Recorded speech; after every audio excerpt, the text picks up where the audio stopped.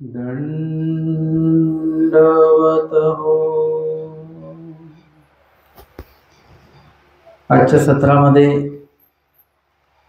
आचार करणीय प्रकरण या सारोळ्यातील 74 क्रमांकाचं वचन आपण श्रवण करणार आहोत. जितेनी मृताचा धर्मी वर्तावे. मागे अनेक विविध भजनीचे तथा अधिकाराचे पुरुष सांगितलेले आहेत, ज्यामध्ये अप्राप्ती भावने असेल किंवा काठीतळी सुकूनी पाडणारे असतील, प्रयत्नीय असतील इत्यादी जीव सांगितलेले आहेत, अधिकारी जीव सांगितलेले आहेत आणि त्यांचे गुण आपण या ठिकाणी पाहिलेले आहेत. आजचं वचन आहे जितेनी मृताचा धर्मी वर्तावे. म्हणजे मागे जे काही पुरुष आपण बघितले उत्तम अधिकाराचे, त्यांच्याकडनं तो आचार सहज होतोय. गुणार्थी ते जरट आहेत, आचारार्थी ते जरट आहेत, म्हणजे परिपक्व आहेत. परंतु जे नूतन साधनी आहेत त्या सर्वांना हे जमेलच असं नाही, लगेच नाही जमणार. मग त्यांनी कसं करावं? कारण की जगामध्ये वावरत असताना आटन विजन नित्य निमित्त विधी करत असताना केवळ विधीच उपलब्ध होतात असं नाही, काही अविधी सुद्धा, काही अडथळे सुद्धा उपस्थित होतात. आणि मग त्या वेळेला कशा प्रकारे वर्तन करावं किंवा त्या अविधीच्या पासून कसं आपण स्वतःला वाचवावं, अशा प्रकारचे प्रश्न कोमळ ज्ञानी यांच्या समोर येऊ शकतात. जे जरठ ज्ञानी आहेत, आचारवंत आहेत, त्यांना काही ना काही उपाय त्यातनं मिळून जातो किंवा चिंतनातनं ते त्यांच्या लक्षात येतं. परंतु जे नूतन साधनी आहेत त्यांना त्यावेळेला कुठला आचार आहे किंवा त्यांनी कशा प्रकारे वर्तन करावं म्हणून सांगतात न जितेनी मृताचा धर्मी वर्तावे. किंवा मागे जे पुरुष सांगितले सुकवणे, काठीतळी इकळ सुकोनी पाडी, अप्राप्ती भावने वगैरे इत्यादी अधिकार प्रत्येकाचे असतातच असं नाही. मग एखाद्याचा अधिकार नसेल किंवा असला तरी तो उजृंभित होत नसेल तर मग तोपर्यंत त्या पुरुषाने कसं करायचं बरं? ना सांगितलं जितेनी मृताचा धर्मी वर्तावे.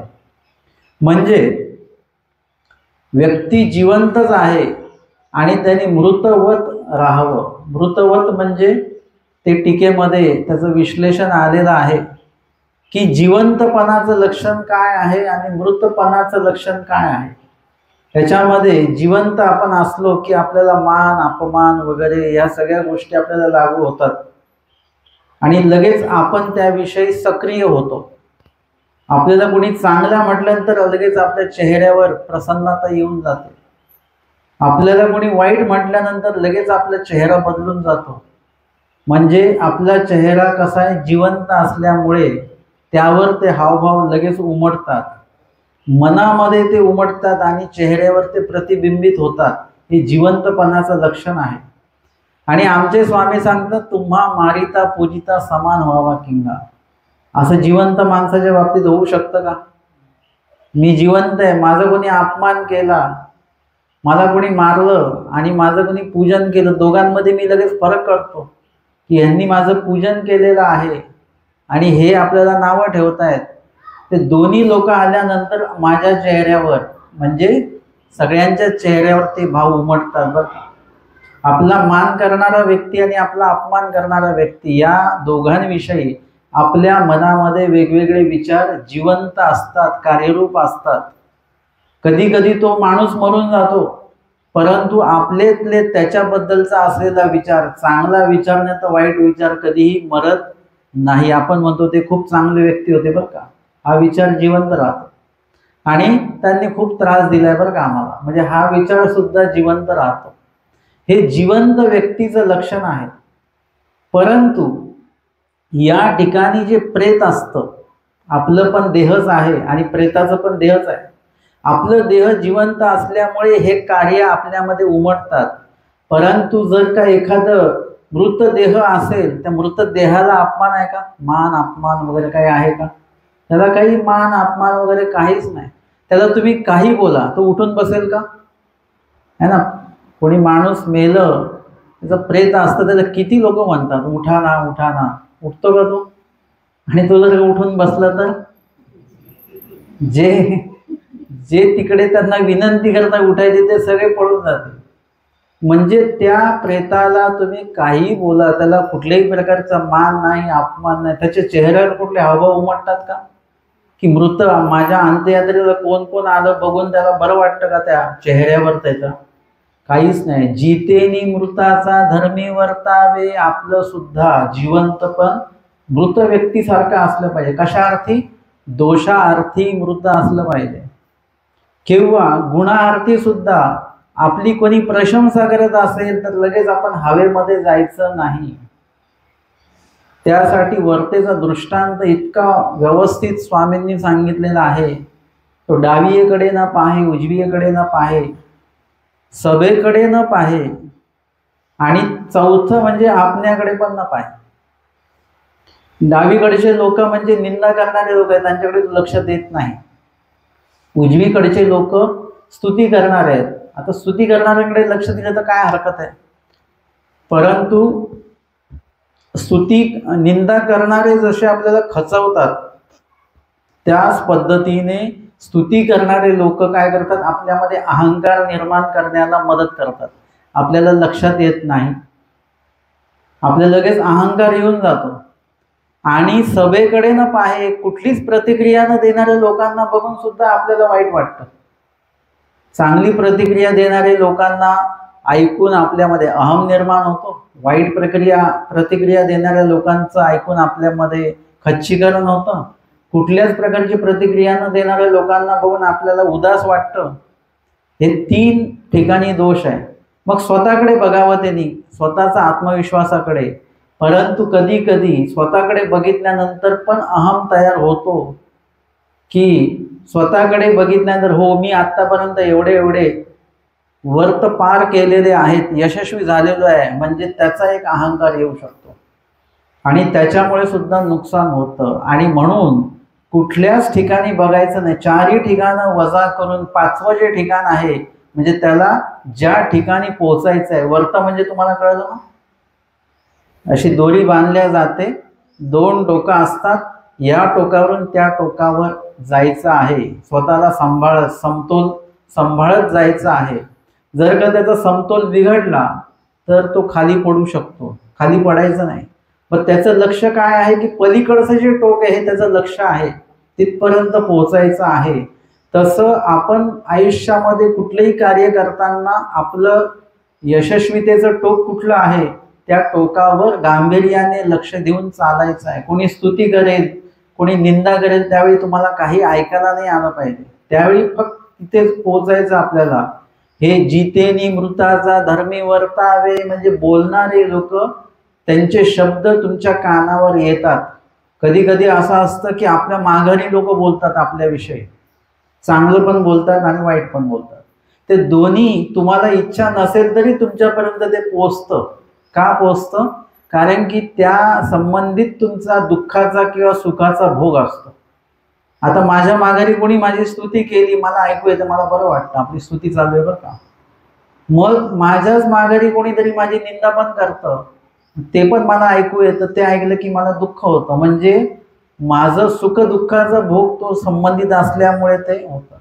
परंतु जितेनी मृताचा धर्मी वर्तावे, म्हणजे माझ्याबद्दल कोणी स्तुती केली तरी मला अहम निर्माण नाही झाला पाहिजे, कोणी निंदा केली तरी मला त्याचं वाईट वाटलं नाही पाहिजे, काहीच नाही वाटलं पाहिजे. जसं मी ते नेहमी उदाहरण सांगतो मामाजींचं. मामाजी सांगतात कोणी गाढव म्हटलं तर म्हणायचं मी गाढव नाही, मी महागाढव आहे. गाढव काय करतो? दुसऱ्यांची ओझी उचलतो की नाही? गाढवाच्या घरचं ओझं असतं का काही त्याच्यामध्ये? नाही. तसं मी अनंत सृष्टी अनंत कर्मांचं ओझं घेऊन चाललेलो आहोत. उगाचच आहे, आपल्याला त्या गोष्टीचं वजन वाटत नाही म्हणून. आता अविद्येवर इतके कर्म आहेत, इतके कर्म आहेत तर ते कर्म आपण घेऊन फिरून राहिलो इकडे तिकडे इकडे तिकडे. आपल्याला असं वाटतं की आपण ह्या बॅगेतलं ओझं कमी करूया, परंतु अविद्येवरचं ओझं कधी कमी होणार आहे. असं अनेक ओझं घेऊन आपण फिरतोय. जो जे काही आपल्याला बोलेल, आपली निंदा करेल, ठीक आहे, हरकत नाही. आपण तसे असू तर राग यायचं कारण नाही, आणि नसूच अजिबातच राग नाही आला पाहिजे आपल्याला.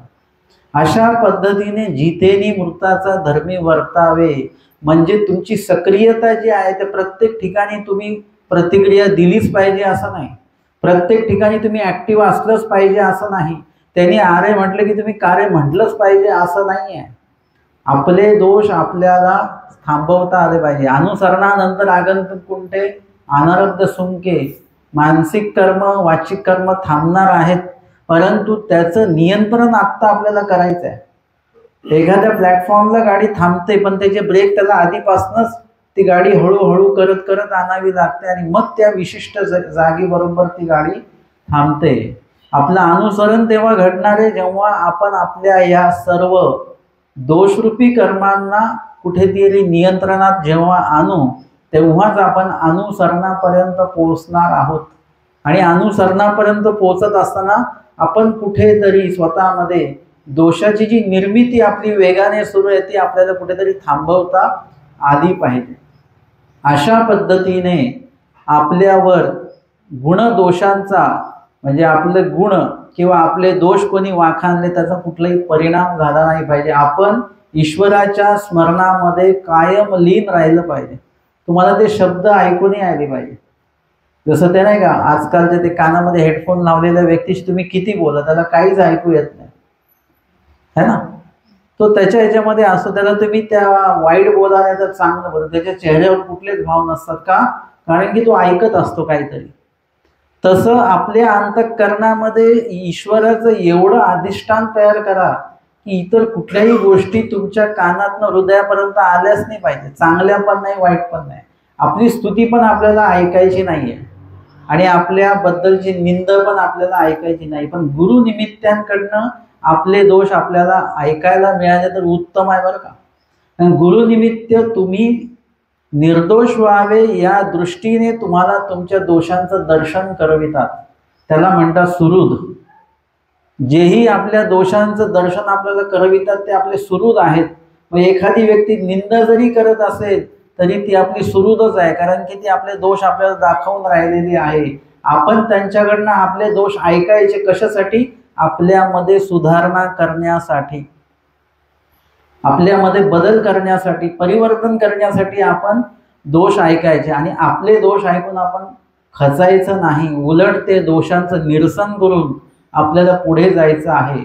आणि त्याबद्दल कुठलीही वाईट प्रतिक्रिया द्यायची नाही, हे मृताचं लक्षण आहे. आपल्याला याच्यातनं काय घ्यायचं आहे की वाईट प्रतिक्रिया शाब्दिक, वाचिक, मानसिक आपल्याकडनं उमटली नाही पाहिजे.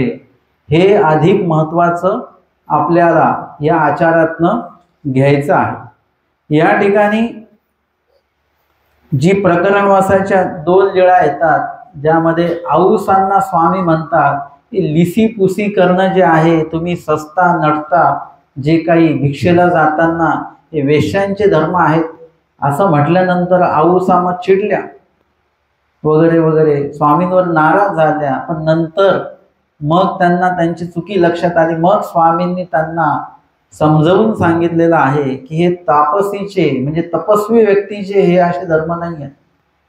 त्यांनी स्वतःला सजवून नटवून मग भिक्षेला जायचं नाही, तसं नाही करायचं. अर्थात आऊसांचं थोडं वेगळं हे होतं, उद्दिष्ट होतं, पण स्वामींनी त्यांना त्यांचा दोष लक्षात आणून दिला. मग आऊसा विचारतात जी तापसी व्यक्तीने कसं राहिलं पाहिजे?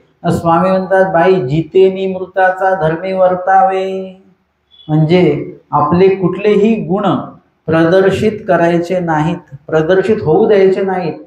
आपण एकदम गुणरहित आहोत अशा प्रकारे समोरच्यापर्यंत पोहोचायचं. कारण की तुमचे गुण जर का प्रदर्शित झाले तर काय होतं, तुम्हाला चांगली भिक्षा ते देतील, तुम्हाला चांगलं तुमच्याशी मान सन्मान वगैरे करतील. आमचे निळभट्ट भांडारेकर यांच्याबद्दल जेव्हा चांगलं त्यांना ऐकायला मिळालं त्या मुलांच्या आई वडिलांना, त्यांनी काय केलं, त्यांचा मान सन्मान वगैरे ते केला, सोपस्कर भिक्षा दिलेली आहे.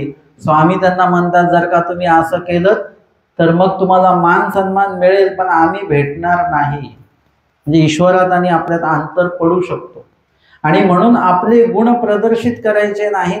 आपल्याचमुळे एखादी क्रिया घडलेली आहे, चांगली घडली आहे, पण त्याचं श्रेय आपल्याला सगळ्यांना देता आलं पाहिजे की यांनी ते सुचवलं किंवा यांनी ती मदत केली म्हणून हे जमलं बरं का.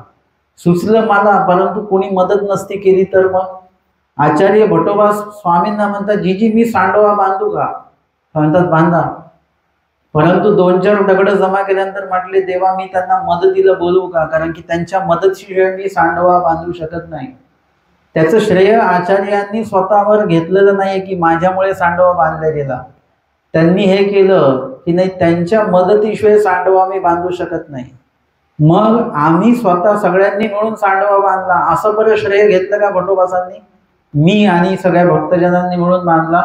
ते म्हणतात नाही, त्या भक्तजनांना ते म्हणतात करते करवी ते काही आपण. हे सांडवा फक्त आपल्याला सहभागी व्हायचंय बांधायला, हे करते करवी ते आपण नाही, ते देवच आहेत. हे सर्व करून घेणारे परमेश्वर आहेत. म्हणून ते श्रेय परमेश्वराला त्यांनी दिलेलं आहे. आणि आपल्याला सुद्धा जे कार्य आपल्याकडनं चांगलं घडतं त्याचं श्रेय आपल्याला देवाला देता आलं पाहिजे. त्याविषयी कुठल्याही प्रकारे तो गुण आपण स्वीकारायचा नाही, म्हणजे त्या गुणाचं श्रेय आपण स्वीकारायचं नाही, असं हे मृतवत जगलं पाहिजे. आणि म्हणून दुसरा जो काही प्रकरणवश आहे त्या प्रकरणवश उत्तरार्ध 305 क्रमांकाची लीळा आहे. हंसराजा भेटी डांगुरिया प्रसादे विन न जेवणे. गोसावी छिन्न पापिवनी बीजे केले ते संतोखू असक्त होता. संतोष जे होते ते अशक्त होते. मग गुंफेपूर्वे हंसराजा ते सर्वज्ञ म्हटले हंसराजा तुम्ही संतोखाची शुश्रूषे राहा. संतोष जे आहे ते आजारी आहे, तुम्ही त्यांच्या सेवेसाठी थांबा. हो काजी डांगुरिया तुम्ही राहा. आणि डांगरेश होते सोबत स्वामींच्या, त्यांना सांगितलं तुम्ही पण थांबा. डांगरेश आमचे स्वामींचं ऐकायचे बरं, ते आहेत श्वान, पण स्वामींचा मनोधर्म त्यांना कळत होता. स्वामींचं काय म्हणणं आहे, म्हणण्यातलं उद्दिष्ट काय आहे, ही आज्ञा स्वामींची त्यांना ती कळत होती आणि ते पाळत सुद्धा होते. आणि मग ती राहिली. स्वामी निघून येतात आणि मग संतोखाचे देह गेले. संतोष जे आहेत त्यांचे देह गेले आणि हंसराजा घाबरायला लागले. माणूस जिवंत आहे तोपर्यंत आपण त्याला घाबरतो नाही घाबरतो, परंतु मेल्यानंतर मात्र त्याच्या प्रेताला आपण घाबरत असतो. आणि मग ते कवाड अडकवणी, कवाड असा लावून, दरवाजा लावून ते स्वामींना सांगण्यासाठी आलेले आहेत. तेव्हा गोसाव्यांची आरोपणा झाली. गोसावी पटीशाळेवरी वेडे करत होते, म्हणजे शतपावली करत होते. तेव्हा डांगरेसी गोसाव्या ते पैराडूनी देखिले. नदीच्या पलीकडनं डांगरेशांनी स्वामींना पाहिलं. उजूची डोहान तू घातले, पाण्यामध्ये स्वतःला त्यांनी घातलं.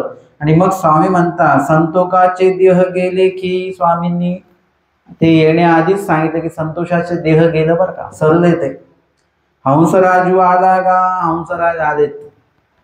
हे ते काही बाबा, म्हणजे कसं काय बरं ना? स्वामी म्हणतात हे नवे डांगुरा आला, हंसराज आला, म्हणजे तुम्हाला कसं काय कळालं? कारण हे काय डांगरेश आणि हंसराज आले. तव डांगरेश आले श्रीचरणा भवंते भाऊ लागले. डांगरेश आले स्वामीच्या श्रीचरणा भवंते भाऊ लागले. आणि हू हू म्हणते हो डांगरिया. स्वामी पण त्यांना सांत्वन करतात आणि डांगरेश स्वामींना सांगू इच्छितात की काय घडलं तिकडे. त्यांचं देह गेलं, त्यांनी जीव आपला सोडलेला आहे. ते डांगरेश स्वामींना त्यांच्या त्या हवं सांगू इच्छितात. स्वामी पण म्हणतात हो डांगऱ्या. म्हणून श्रीकरे अस्पर्शिले. श्रीकरे स्वामींनी त्यांना स्पर्श केला, डोक्यावर हात फिरवला. मग गोसाव्यांशी पटीशाळेवरी आसन झाले. त्या पडवीमध्ये स्वामी बसलेले आहेत. तेव्हा हंसराजू आली, दंडवते घातली, श्रीचरणा लागली. डांगरेश आधी आलेले आहेत, हंसराजा नंतर आल्या. दंडवत स्वामींना केला, श्रीचरणा लागले आणि पाशी बैसल्या. गोसाव्यांजवळी बैसली. मग सांगितले आणि मग त्यांनी सर्व सांगितलं की संतोखाचे देह गेले. मी घाबरायला लागले तर कवाड अडकून मी आली. मग स्वामी म्हणतात बाई जितेनी मृत्याचा धर्मी वर्तावे. घाबरायचं काय कारण आहे एवढं? जितेनी मृताचा धर्मी वर्तावे हे वचन स्वामींनी त्या ठिकाणी सांगितलेलं आहे. आणि मग पुढची लीळेमध्ये वानरेश भट स्वामी म्हणतात की वानर्या तुमची अभ्यागते आली, म्हणजे तुमच्याकडे काही भोजन वगैरे असेल तर बघा. अभ्यागते आली म्हणजे ह्यांना भोजन वाढावं लागेल आपल्याला काहीतरी. जा डांगुऱ्यासी अन्न घाला आणि डांगरेशांना सुद्धा भोजन द्या. हो काजी मग भटी वर्ण भातू कालविला. वानरेशांनी भटोबासांनी वरण भात तो कालवलेला आहे.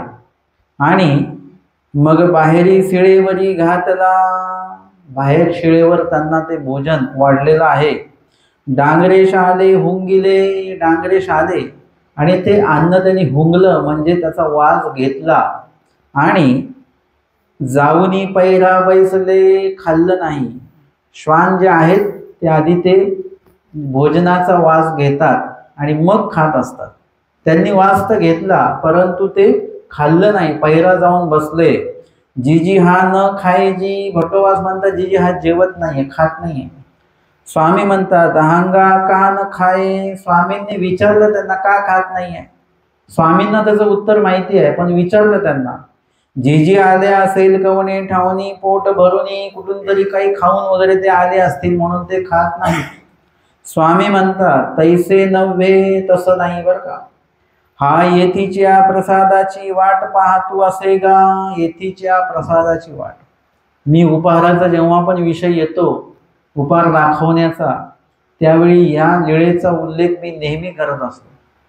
महत्त्वपूर्ण अशी लीळा आहे. या लीळेतनं आपल्याला उपहाराचा विषय समजला पाहिजे की स्वामी म्हणतात हा प्रसादाची वाट बघतो आहे. जोपर्यंत स्वामींचा प्रसाद मिळणार नाही, स्वामींनी कृपादृष्टी अवलोकन केलेला प्रसाद त्याच्यामध्ये समाविष्ट होणार नाही. जे आपण खातोय त्यावर स्वामींची कृपादृष्टी अवलोकन नसेल तर मग डांगरेश ते खाणार नाही आहेत. स्वामी जेव्हा ते प्रसाद करून देतील तेव्हा डांगरेश ते ग्रहण करणार आहेत. आना अरुता भात. ते म्हणतात भात आणा बरं, तुम्ही घेऊन या इकडे. मग वाटा आणि कु भातू आणला. दुसरा भात भटोबासांनी घेतला थोडासा. आणि स्वामी गोसावी प्रसादू केला. आमच्या स्वामींनी काय केलेलं आहे, कृपा दृष्टीने त्या पदार्थाला अवलोकन केलेलं आहे. आता जा आता तयावरी घाला. आता जा त्याच्यावर ते अन्न परत हे वालं पण स्वामींच्या कृपा दृष्टीने पवित्र झालेलं जो प्रसाद आहे तो त्याच्यावर ठेवा. आणि बोलाविले आणि खाऊ लागले. आणि ते टाकलं, वाढलं आणि मग डांगरेशांना बोलावलं. परत डांगरेशांनी ते हुंगलं असणार आहे आणि मग ते डांगरेश खाऊ लागले. स्वामी म्हणतात वानऱ्या आणि दुसरा कोणी नेणीजे. जा तयाची मोठ बांधा तांदूळ घाला.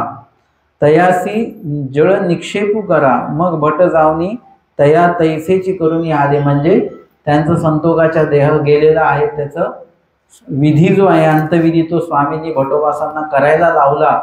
आणि या ठिकाणी आपल्याला महत्त्वपूर्ण असा विषय कळाला की आम्ही जे काही प्रसाद जेवत असतो ते जेवत असताना आमच्यामध्ये तो प्रघात आहे की उपहार दाखवायचा आहे. उपहार दाखवायचा म्हणजे काय, तुमच्या आमच्या डोक्यामध्ये आहे की देवाला खाऊ घालायचं आहे. खूपशे लोक बोलतात की बाबा आमचा देव उपाशी राहतात. मग जर उपहार नाही दाखवला तर मुळात देवाला खाऊ नाही घालायचं आहे. ते आपण जे खाणार आहोत ते पवित्र करून घ्यायचं, त्याला म्हणतात उपहार. आमच्या लीळा चरित्रामध्ये याची धडधडीत प्रमाणं आहेत की जोळी दृष्टपूत करतात. म्हणजे काय करतात, जे भिक्षांना आणलेलं आहे ते स्वामींसमोर धरायचं आणि स्वामी कृपादृष्टीने ते अवलोकन करतात. आणि आजही ती प्रथा सुरू आहे. कोणी भिक्षा मागून आले तर ते अधिकरणांकडे घेऊन जातात आणि अधिकरणांना दृष्टपूत करायला सांगतात. पण अधिकरण दृष्टपूत करत नसतात बरं का. अधिकरण त्या पदार्थाला हात लावून तो पदार्थ बघून देवाला विनंती करतात की ह्यांनी जी भिक्षा आणलेली ती आपण कृपादृष्टीने दृष्टपूत करा. कदाचित देव आपला ऐकणार नाही तर अधिकरणांचं ऐकतील आणि परमेश्वरच ते दृष्टपूत करतात. आणि परमेश्वर म्हणजे परमेश्वर अवतार विशेष दृष्टीपूत करत नाही. तुम्ही विशेषतः किती डोळे लावलेले आहेत चांदी सोन्याचे, पण विशेष दृष्टीपूत करत नाहीत बरं का, हे लक्षात घ्या. हे तुमची आमची भावना झाली आता विशेषाला डोळे लावायची. विशेषांना डोळे लावायची काही गरज नाही आहे. त्याला नाक मिशा कान बिन लावायची काही गरज आहे का? परमेश्वर आमचे स्वामी औसांना म्हणतात, तुम्हा साचोकार कृष्ण आता भेटलेला आहे. हा लाकडाचा कृष्ण तुम्हाला काही उपयोगाचा आहे का? साचोकार कृष्ण भेटले. आम्हाला साचोकार परमेश्वर भेटलेले आहे, जगातल्या कुठल्या व्यक्तीला भेटले नाही. महानुभावपंथीय साधकांना साचोकार परमेश्वराची ओळख झाली, तरी सुद्धा आम्ही देव पाषाणाचा नव्हे, त्या पाषाणालाच आम्ही डोळे बिळे लावून त्याला देव म्हणायला लागलो. तसं नको. विशेषांना आपल्याला हे वाटतं की विशेषांना उपार दाखवायचं, विशेषांना खाऊ घालायचं आहे, असा एक भाव आपल्यामध्ये निर्माण झाला. आम्हाला खाऊ कोणालाच घालायचं नाही आहे, खायचं आम्हालाच आहे. पण जे खायचं आहे ते निर्दोष करून खायचं आहे. त्याला ही लीळा धडधडीत प्रमाण आहे बरं का. तिथे डांगरेशांनी स्वामींना खाऊनी घातलेलं आहे. डांगरेशांना जे खायचं आहे ते आमच्या स्वामींकडनं त्यांनी पवित्र करून घेतलेलं आहे आणि मगच ते ग्रहण केलेलं आहे. सन्निधानातले भक्त सुद्धा जोडी दृष्टपूत करायचे, पवित्र झालेलं अन्न ते ग्रहण करायचे.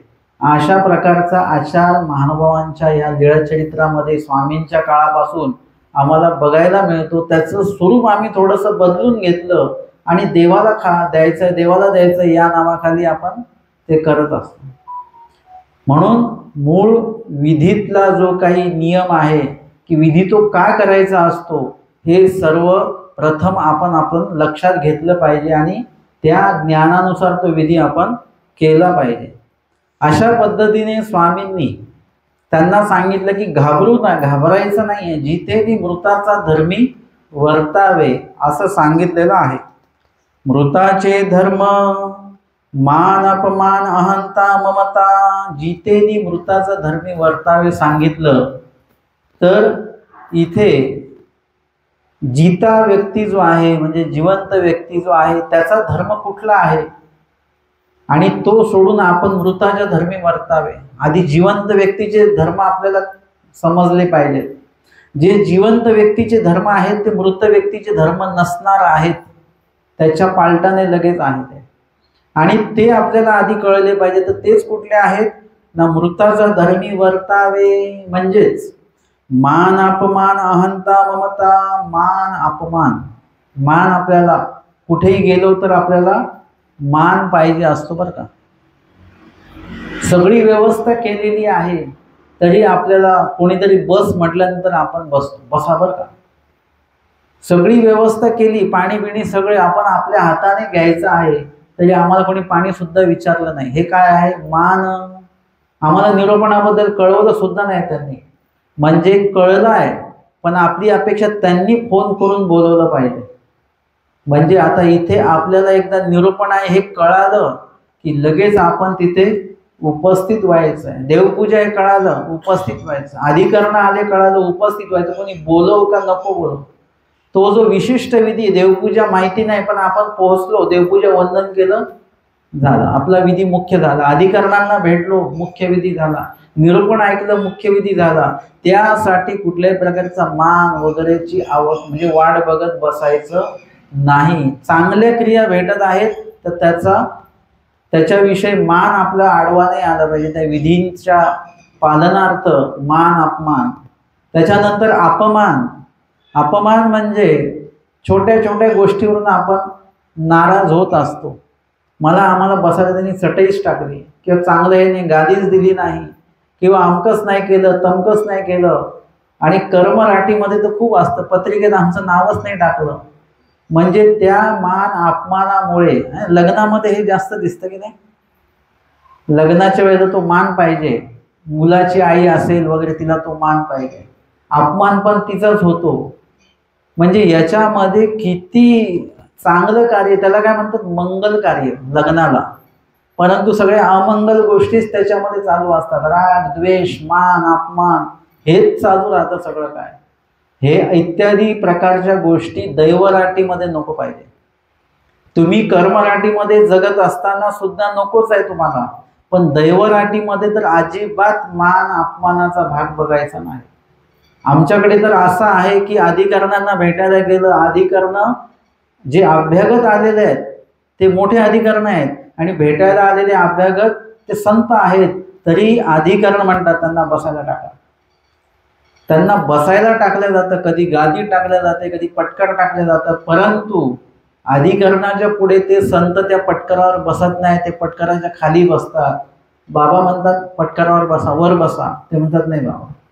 म्हणजे मान दिला जातो आहे, परंतु तो मान स्वीकारला जात नाही, त्या मानाची अपेक्षाच नाही आहे. मान अपमान रहित आयुष्य झालं पाहिजे, काही हे नाही वाटलं पाहिजे. इत्यादी गोष्टी होत असतात, कमी जास्त गोष्टी होत असतात, काही गोष्टी बोलल्या जातात, काही नाही बोलल्या जात, त्याचा आपण सुख दुःख भोगत बसायचं नाही, मान अपमान भोगत बसायचं नाही. कधी कधी काही लोक वाकून दंडवत करत नाहीत, ठीक आहे, काही हरकत नाही, दंडवत तर केला ना, हे महत्वाचं आहे. मग तो वाकून करू नये तर काही करू. मग नंतर कळतं की ह्यांनी वाकून दंडवत नाही केला मला, ते म्हणाले नाही त्यांचं पाठीचं दुखणं येतं, ह्याच्यापेक्षा जास्त वाकू नाही शकत. मग आपल्याला अरे आपण उगाच त्यांच्याविषयी अन्यथा भावलं. पण माझं म्हणणं की त्यांनी कसंही दंडवत करो किंवा नाही करो, आपल्याला कुठलाही मान अपमान असता कामा नये. असं मान अपमान रहित जर का आयुष्य जगलं तर तुमचं ब्लड प्रेशर त्याच्यानंतर शुगर वगैरे इत्यादी, आणि पित्त सुद्धा, पित्त ज्या व्यक्तीला होतं त्या व्यक्तीचा स्वभाव बहुतांशी तामस असतो, किंवा मनात तो खतखतणारा असतो, किंवा कोणाशी न बोलणारा असतो. मग ते सगळं राग त्या पित्तावर येऊन जात असतं. म्हणजे मान अपमान रहित आपण आयुष्य जगलो, एकदम जे आहे ते आहे स्वीकारायचं, तर तुमच्या या 2-3 आजार तुमच्या जागेवर ते नियंत्रणामध्ये येऊ शकतात. आणि म्हणून इथे मान अपमान, अहंता म्हणजे अहंकार. मान अपमान कशामुळे होतो? आपला अहंकारामुळे होतो. आपल्यामध्ये एवढी अहंता भरलेली आहे की ज्या त्या गोष्टीला आपल्या मनामध्ये प्रत्येक गोष्टीचा अहम असतो. आपल्याकडे असलेले सर्व गुणांचा, अवगुणांचा सुद्धा असतो बरं का. लोक म्हणतात माझ्यासारखा खराब माणूस नाही बरं का, याचा पण अहंकार. एरवी तुम्ही त्याला खराब म्हटले तर तो लगेच रागवेल, पण तो स्वतःला म्हणतो माझ्यासारखा खराब माणूस नाही कोणी, म्हणजे याचा सुद्धा अहंकार बाळगावा. अशा प्रकारे मान अपमान अहंता हे जिवंत व्यक्तीचं लक्षणं सांगितल्या जात आहेत. हे जेवढ्यांकडे आहेत ते जिवंत. आणि ममता म्हणजे या सर्व गोष्टींविषयी त्याची ममता आहे, विशेष ममता. ज्या ठिकाणी आहे त्या ठिकाणी ती ममता पूर्ण नाही झाली की त्याच्याविषयी अहम भाव निर्माण होती. माझं कसं काय नाही ऐकत तो, की माझं कसं काय तुम्ही लोक ऐकत नाही, मला का नाही बोलवलं. म्हणजे त्या विषयीची जी काही आसक्ती आहे ती आसक्ती पूर्ण नाही झाली की अहंकार, आणि अहंकारामुळेच मान आणि अपमान असे एकमेकांचे हे सोबतचे लोक आहेत. मान अपमान अहंता ममता हे सगळे सोबत असतात, एकाच ठिकाणी असतात. यातलं एक जरी गोष्ट तुम्ही काढली तर पुढच्या तिन्ही गोष्टी आपोआपच त्याच्यातनं निघून जात असतात. आणि हे सर्व जिवंत व्यक्तीचं लक्षण आहे. इत्यादी धर्म सोडून मृताच्या धर्मी वर्तावे, म्हणजे मान नको, अपमान नको, अहंता नको, आणि ममता सुद्धा, आसक्ती जी आहे ती सुद्धा ठेवत बसू नका. जिवंत रजस्तमी मृत नित्राण. अजून जिवंत व्यक्तीचं काय लक्षण किंवा मृत व्यक्तीचं काय लक्षण आहे न? जिवंत रजस्तमी, रजस्तम युक्त असतो. ज्यांच्याकडे रज आणि तमाचं बाहुल्य कार्य आपल्याला दिसतं तो जिवंत.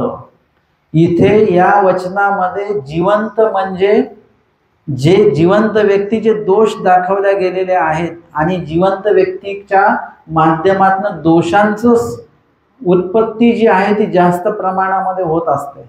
आणि म्हणून जिवंत म्हणजे एक प्रकारे तुम्ही यादी जर का बघितली तर दोषजनक त्या गोष्टी त्या जिवंत व्यक्तीकडे आहेत.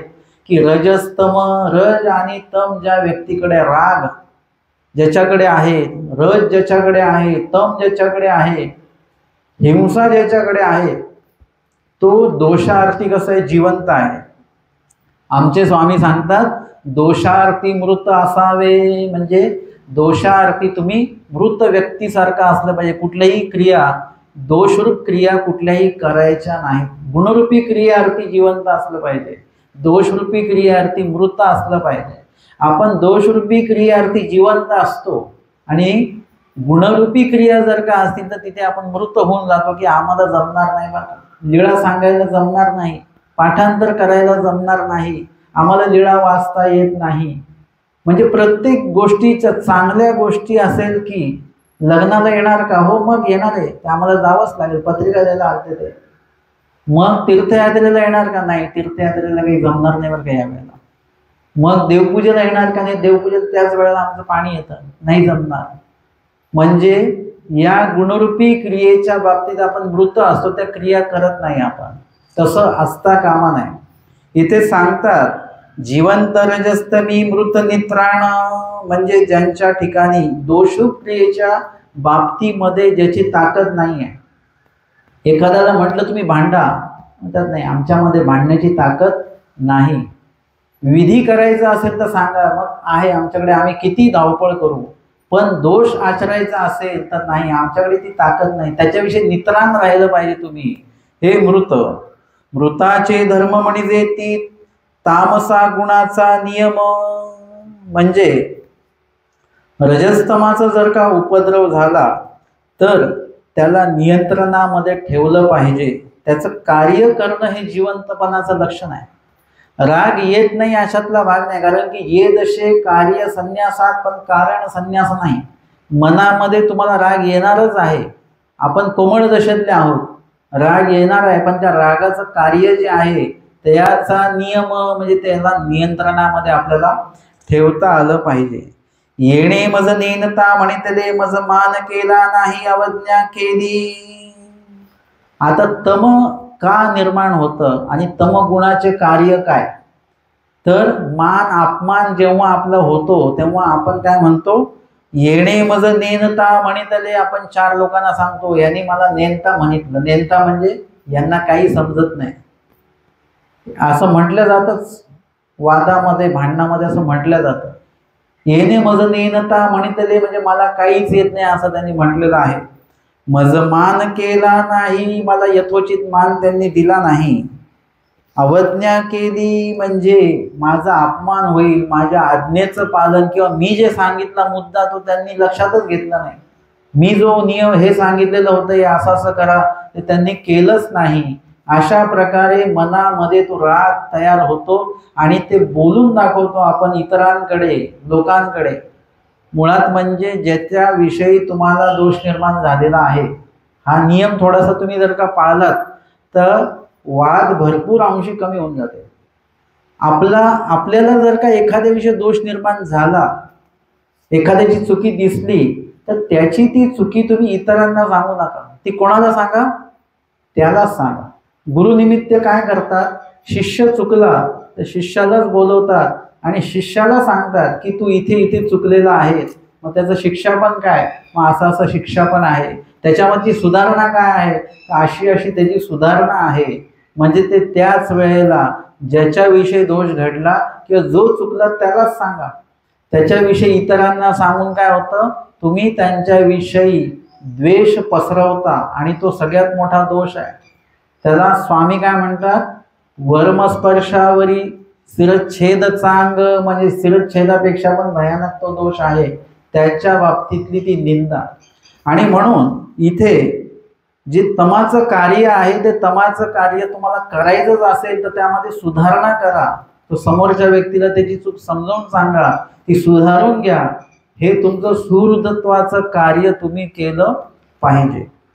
आणि मी अमुक्या श्रेष्ठाचा मज पासूनी आणि का हिनाते मानिती, म्हणजे मी आमका आमका श्रेष्ठ, मी दीक्षा घेऊन मला एवढे वर्ष झाले, उपदेश घेऊन तेवढे वर्ष झाले, आणि मज पासूनी आणि का हिनाते मानिती, माझ्यापेक्षा जे नूतन साधनवंत आहे, काल उपदेश घेतलेल्या लोकांना मानतात, ते काल दीक्षा घेतलेल्या लोकांचा मान सन्मान करतात आणि मला बोलवत नाही, मला सांगत नाही. हे इत्यादी जे काही गोष्टी आपल्या मनामध्ये निर्माण होतात, द्वेषार्थी दोषार्थी आपण जिवंत असतो सतत, है ना. आपल्या आयुष्यातला खूपसा काळ आपला याच्यामध्येच जातो, मान अपमान सन्मान वगैरे याचा हिशोब करण्यामध्ये जात असतो. ते असता कामा नाही. आणि मग काही रजे आपलवे, नाही आणि मग काय होतं, एवढ्यावरच थांबत नाही तो, काही रजे आपलवे म्हणजे तो दोष जेव्हा निर्माण होतो मनामध्ये, तमाचा दोष निर्माण झाला, रजाचा दोष निर्माण झाला की ते कार्य तो करून बसतो त्याविषयीचे. बडे जाणीवे अनुरूप म्हणजे त्या त्या प्रकारचे दोष, तम दोष जर का निर्माण झाला तर तो तम दोषाच्या क्रिया अंगवून घेतो. वाद घालणे किंवा अजून पुढे जाऊन कुठेतरी त्यांच्या मरणाबद्दल बोलणे किंवा तशा प्रकारच्या प्रक्रिया करणे, हे काय आहे, हे पुढे जाऊन जाऊन आमचे स्वामी सांगतात, मुंगीचं वैरत्व चिंतू नका का, की वैरत्वामध्ये हिंसा आहे. आपण कुणाचंही जेव्हा वैरत्व चिंतत होतं त्याच्यामध्ये हिंसाही समाविष्ट असते आणि तो जर का दोष वाढवत गेलो तर मुंगीचं वैरत्व भक्ताच्या वैरत्वापर्यंत पोहोचू शकतं बरं का. आता आपल्याला हे अंतर भरपूर वाटतंय, परंतु ते अंतर असं चालू होतं.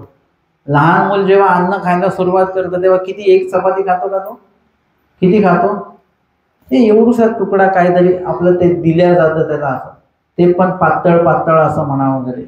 आणि मग ती जसं वय वाढेल, कालावधी जाईल, तसं तसं त्याचे घास वाढतात आणि हळूहळू तो पूर्ण आहारापर्यंत 3 चपात्या 4 चपात्या अशा आहारापर्यंत येतो. हे गुणदायक झालं, आईला वाटतं बरं आहे माझ्या मुलाचा आहार वाढला पाहिजे. परंतु दोषांच्या बाबतीमध्ये मुंगीचं वैरत्व आहे, एकच घास आहे, असे घास जर का वाढत गेले म्हणजे वैरत्व एका एका कणाने जर का वाढत गेलं, ते भक्तापर्यंत जाऊ शकतं, ते ईश्वरापर्यंत जाऊ शकतं, नित्य नरकापर्यंत ते जातं. म्हणून मुंगीचं वैरत्व चिंतायचं नाही. मग माणसाचं वैरत्व चिंतलं तर चालेल का? मुंगीचं चिंतायचं नाही तर माणसाचं कधी चिंतायचं? अजिबात चिंतायचं नाही. मग येतीच्याच माणसाचं चिंतायचं नाही का? कर्मराटीतला जरी असेल, आता मुंगी उपदेशी आहे का? मुंगी या धर्माची आहे का? मुंगीचं काय अस्तित्व या जगामध्ये सांगा? किती दिवसाचं आयुष्य आहे, तरी सुद्धा तिला तो सन्मान द्यायचा की तिचं वैरत्व चिंतायचं नाही. या व्यतिरिक्त मग जेवढे काही जीव जंतू प्राणी आहेत या कुणाचंही वैरत्व आपल्याला चिंतायचं नाही. राग जरी आला त्याचं कार्य उद्भवू द्यायचं नाही आणि आपण सुद्धा आपला तो राग द्वेष जो काही स्वभाव आहे, दोष निर्माण झालेला त्याचं निरसन करून आपण शुद्ध झालो पाहिजे. आपल्याला जेव्हा राग येतो ना तेव्हा आपण अशुद्ध होतो. आपलं ब्लड प्रेशर वाढतं की नाही, शुगर लेवल वाढते की नाही, थरथर वाढते की नाही, रंग आपल्या चेहऱ्याचा रंग बदलून जातो की नाही. म्हणजे नुसता राग आल्याने किती बदल झाले. आता हे बदल चांगले आहेत का? ब्लड प्रेशर वाढणं, शुगर वाढणं हे चांगलं आहे का वाईट आहे? कसं आहे सांगा? वाईट आहे ते. मग वाईट बदल आपल्यामध्ये होतील अशा प्रकारचा राग आपण कशाला बाळगायचा? आपण नाही का ऍसिडिटी वाढते मग आंबट पदार्थ खातो का आपण? नाही. ज्याच्यामुळे पित्त वाढणार आहे तसे पदार्थ खायचे नाहीत आपल्याला. मग जशा पद्धतीने आपल्यातले दोष वाढणार आहेत तशा प्रकारचे अवगुण आपल्या मनामध्ये येऊच द्यायचे नाहीत. त्याविषयी आपण मृतवत असलं पाहिजे. जिवंतपणा आपण सगळ्या ठिकाणी दाखवतो, तो दाखवायचा नाही. तुम्ही प्रतिक्रिया देऊ नका. हा प्रयोग मी स्वतः केलेला आहे की कोणी आपल्याविषयी बोलल्यानंतर मला सवय होती बरं का ती पटकन त्याला उत्तर द्यायचं. माझं उत्तर असं जळजळीत असतं की नाही. परंतु मी याचं हे केलं, 10-12 वर्षा पहिले अशी स्थिती होती. मी याच्यावर चिंतन केलं की अशा पद्धतीने कितीतरी लोक दुखावल्या जातात. त्यांच्या बोलण्यामुळे मी दुखावल्या गेलो, माझ्या बोलण्यामुळे ते दुखावल्या जातात. आपल्याला हा जो काही प्रवास आहे तो थांबवायचा आहे. त्यांनी किती जरी बोललं तरी आपण बोलायचं नाही. आपल्याकडनं प्रवास सुरू झाला नाही पाहिजे. शांत राहायचं. आणि अशा पद्धतीने हळूहळू असं लक्षात आलं की खूप वेळा आपण प्रतिक्रिया नाही दिली तर ते उत्तम असतं, शांतता राहते. आपण जर का प्रतिक्रिया दिली की ते सुरुवात होते ज्याला त्याला, अरे आपण म्हटलं का रे, अजून ते काहीतरी म्हणतील, परत आपण काहीतरी बोलू, हे चालूच राहतं. आपण शांतच राहायचं, प्रतिक्रिया द्यायचीच नाही. त्याच्यामुळे खूप वेळा त्यांच्या मनात आलेला आपल्याविषयीचा गैरसमज निघून जातो. कधी कधी त्यांच्या मनातला राग सुद्धा निघून जातो. किंवा मग त्यांनाही वाटतं रे आपण एकटंच भांडतो, ते तर काहीच भांडत नाही, जाऊ द्या, ते सुद्धा सोडून देतात. म्हणजे इत्यादी चांगल्या गोष्टी होऊ शकतात त्याच्यातनं. आणि म्हणून त्यावेळेला आपल्याला या ज्या दोषरूपी क्रिया आहेत त्या आपल्या अंतःकरणामध्ये जरी निर्माण जरी झाल्या तरी त्याचं कार्य मात्र निर्माण होऊ द्यायचं नाही आणि विशिष्ट कालावधीने ते आपल्यातला दोष सुद्धा आपण काढून टाकायचा. जितेनी मृताचा धर्मी वर्तावे. का बरं असं करावं? न देवाने सांगितलंय, या प्रस्तुत वचनाचंच प्रमाण आहे की जितेनी मृताचा धर्मी वर्तावे. म्हणून आपण राग द्वेष हिंसेचं कार्य उद्भवू द्यायचं नाही. आपण देवाचे व्यक्ती आहोत आणि सगळे लोक जे आहेत, उपदेशी लोक आहेत ते पण आपल्या देवाचे आहेतच, साधू सुद्धा आपल्या देवाचेच आहेत, परंतु अन्य लोक ते सुद्धा आपल्या देवाचेच आहेत. त्यांना इथे कोणी आणलेलं आहे? आपल्या देवानीच आणलं. ते आपण सगळे तमामध्ये होतो, त्यांना इथे कोणी आणलेलं? देवानीच आणलेलं आहे. कशासाठी आणलेलं आहे? की त्यांना सुद्धा कधीतरी ज्ञान होणार, त्यांचा सुद्धा उद्धार होणार आहे. आणि जे लोक आज आपण अन्य म्हणून बघतो ते लोक सुद्धा आणि आपण सुद्धा एकेकाळी ईश्वर स्वरूपाच्या प्राप्तीमध्ये एकत्र येणार आहोत. हे सगळे आपलेच लोक आहेत. मुंगीचं वैरत्व का नाही चिंतायचं? हिचा सुद्धा कधीतरी उद्धार होणार आहे आणि ही सुद्धा प्राप्तीला येणार आहे. डांगरेश नरक देहामध्ये श्वानामध्ये आहे, परंतु बघा त्यांचा अधिकार कसा आहे. ते अधिकार परमेश्वर.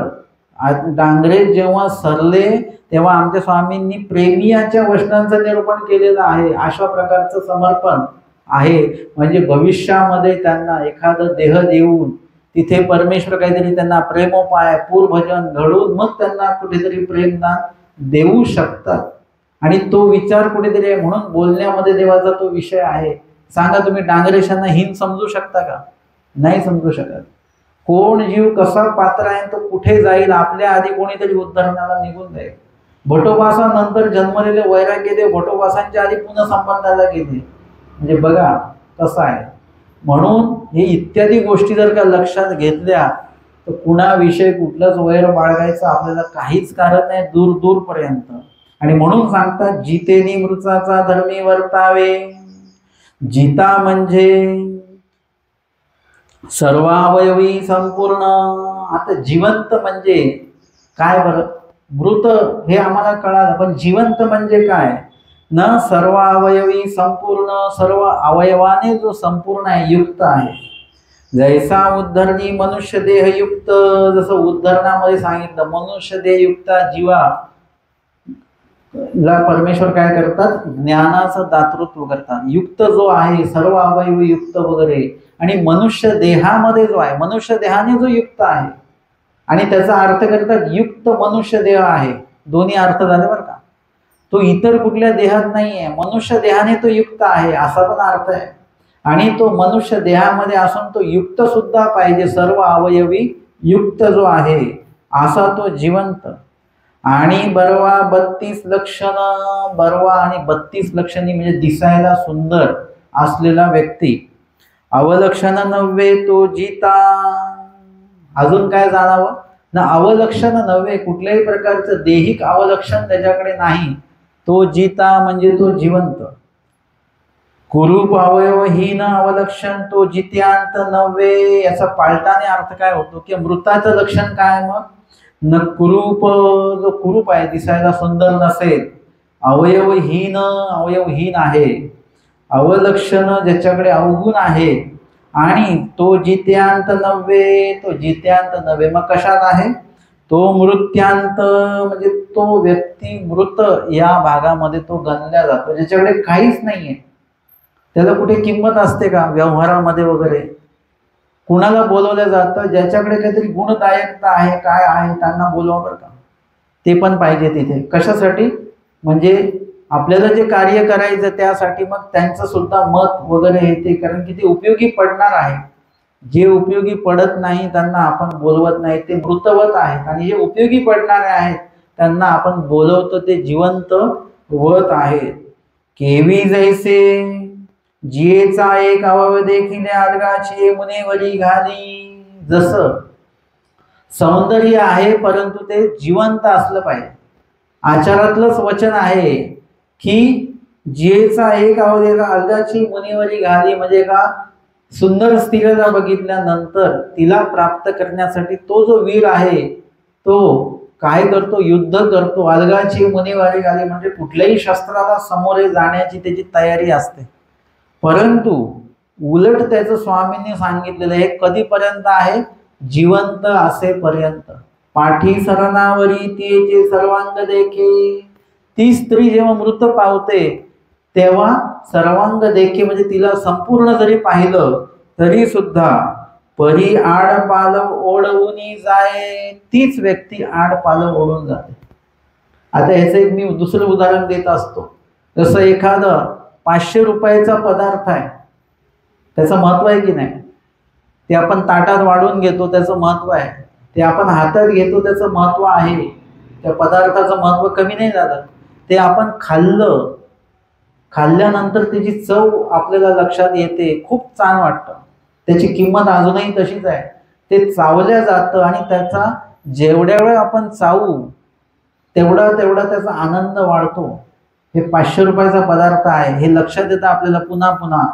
आणि तो पदार्थ एकदा गिळला तुम्ही, त्याचा महत्व फक्त जिभेत तोंडामध्ये तुम्ही तो पदार्थ आहे चावताय तोपर्यंतच आहे. एकदा तो पदार्थ गिळला की त्याचं महत्व संपलं. दुसऱ्या क्षणाला जर का वमन झालं तर तोच पदार्थ पहिले येणार आहे. आता त्याची किंमत आहे का? आता म्हणाल का तुम्ही तो 500 रुपयाचा आहे, तो 5 पैशाला कोणी घेणार नाही.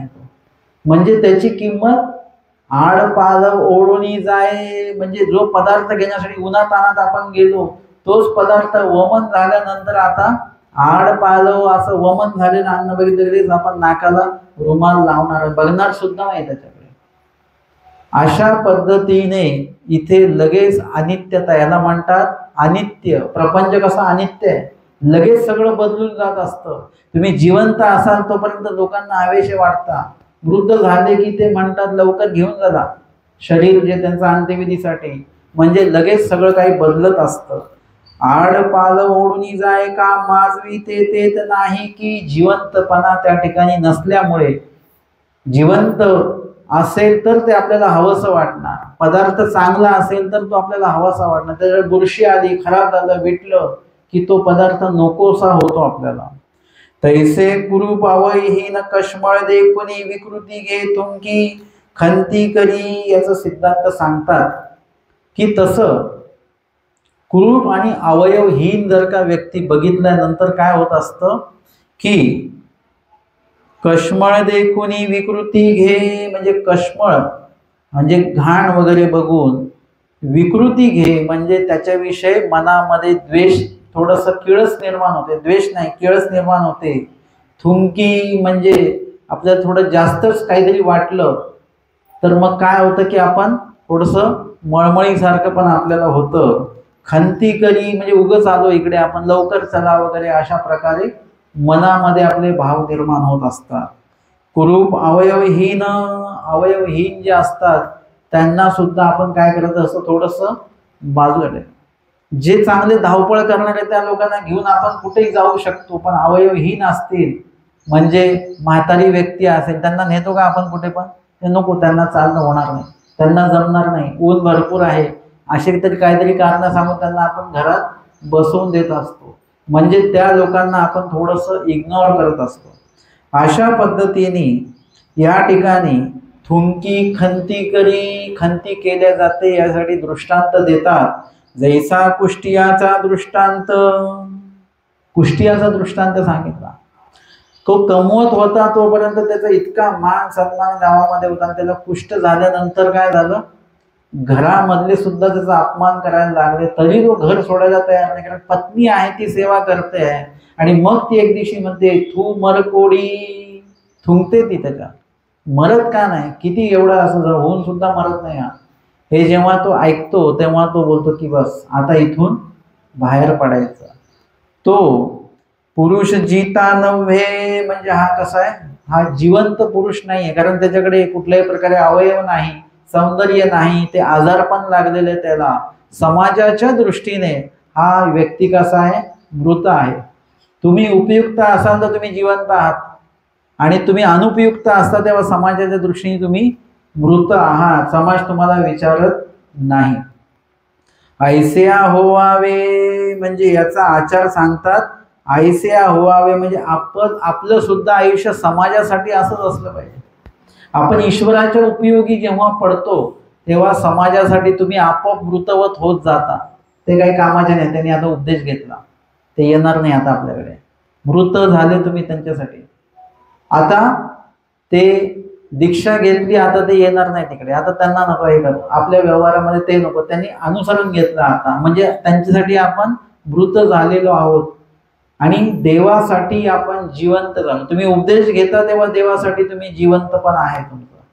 तुम्ही जेव्हा अनुसरण घेता तेव्हा तुम्ही देवासाठी जिवंत झालात. तुम्ही तुमच्या स्मरणाचा वेळ, जो वेळ आहे तुमच्या जीवनातला, तो स्मरणाला देता तेव्हा तुम्ही जिवंत झालेले आहात. आणि मग लोक म्हणतात ते स्मरणाला बसले, आता ते येणार नाही, त्यांच्यासाठी तुम्ही मृत झालेला आहात. असं मृतवत आयुष्य जगलो पाहिजे की जे देवासाठी जिवंत आणि समाजासाठी मृत. समाज म्हणजे जे तुमच्या विधीला अडथळा ठरणार आहेत त्यांच्यासाठी तुम्ही मृतवत आयुष्य जगलं पाहिजे. आपले बरवे पण लपवावे. मग अशा प्रकारे विधी करताना मी किती चांगला, मी गुणी, मी बुद्धिमंत वगैरे वगैरे असे आपले गुणांचं प्रदर्शन करायचं का? ते म्हणतात की आपले बरवे पण लपवावे. तुमच्यातलं काय चांगलं तुम्ही लपवा. तुम्ही नका सांगू, समाजाला सांगू द्या. किंवा त्या गुणाचा उपयोग जर का योग्य असेल तर त्या ठिकाणी तुम्ही ते उपयोगी लावा.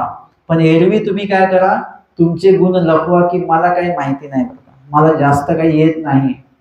म्हणजे आपण कधी कधी आपण थोडंसं द्वेषबुद्धीने बोलत असतो. नाही बाबा आम्ही काही हुशार नाही, तुम्हीच लोक हुशार आहात, असं पण बोलत असतो. हे टोचून बोलायचं नाही. हे सगळं विनम्रतेने बोलायचं आपल्याला की नाही मला तेवढं काही येत नाही, मला जेवढं येतं तेवढं मी प्रयत्न करेन, तेवढं मी मदत करेन, सहाय्य करेन. पण मला सर्वच येतं अशातला भाग नाही, मी कमकुवत व्यक्ती आहे. अशा प्रकारे आपण आपलं बरवे पण लपवायचं असतं. जैसे रद्दपरी गोसावी लपविले. आमच्या स्वामींनी आपलं सौंदर्य किंवा मोठेपणा जो लपवलेला आहे, श्री प्रभूंच्या समोर पण आमचे स्वामी आपलं ऐश्वर्य लपवतात. ते चाटे म्हणतात की हे श्रीप्रभूंसाठी तेल रोटी आणि आमच्या स्वामींना काय देतात, तूप रोटी देतात वगैरे. ते नाही, ते म्हणतात नाही हे श्रीप्रभू योग्य, या योग्य, आम्ही योग्य नाही. म्हणजे त्या ठिकाणी श्रीप्रभूंचं महत्व आमचे स्वामी सांगतायत. हे काय आहे, लपवणे. स्वतःला त्या ठिकाणी प्रदर्शित करायचं नाही, स्वतःला लपवायचं आहे. जैसे श्रीनगरी अनारीचा वेश आन भाषा बोलिले. आणि श्रीनगर म्हणजे सिन्नरला ते जेव्हा स्वामींना शोधण्यासाठी आले तेव्हा आमच्या स्वामींनी वेश परिवर्तन त्या ठिकाणी कुठला वेश घेतला, गुजर वेश घेतला. आणि भाषा पण ते म्हणतात, येथ श्री चांगदेव राऊळ नेनो ना बांगदेव राऊळ नेनो, म्हातारी एकीचे ते गावा माई भिक्षा मागन गयेचे, असं स्वामी बोलले. स्वामींनी स्वतःला बदलवून टाकलं, लपवून टाकलं, भाषा बदलली, वेश बदलला, लपवलं. त्यांच्या पुढे जायचं नाहीये. ज्यांच्या पुढे जायचंय त्यांच्या समोर स्वामी गेलेले आहेत. जे अधिकारी जीव आहेत, कन्वेचे जीव आहेत, त्यांच्यासाठी. आता बघा हा अर्थ आपल्यावर आहे, जिवंत मृत. आता हा देवावर आपण आणतो आहोत अर्थ, की जे जीव अधिकारी नाहीत, कन्वेचे नाहीत, त्यांच्याशी देव आमचे बोलतच नाहीत. म्हणजे त्यांच्यासाठी आमचे स्वामी कसे आहेत, मृतवत राहतात. नाही आम्हाला काही येत नाही, बोनेबाई आहेत, एवढी काळजी करतात. आमचे स्वामी त्यांच्याशी जास्त काही बोलत नाही. आम्ही ईश्वर आहे, परमेश्वर आहे, पूर्वी प्रकरण काही सांगत नाहीत आमचे देव.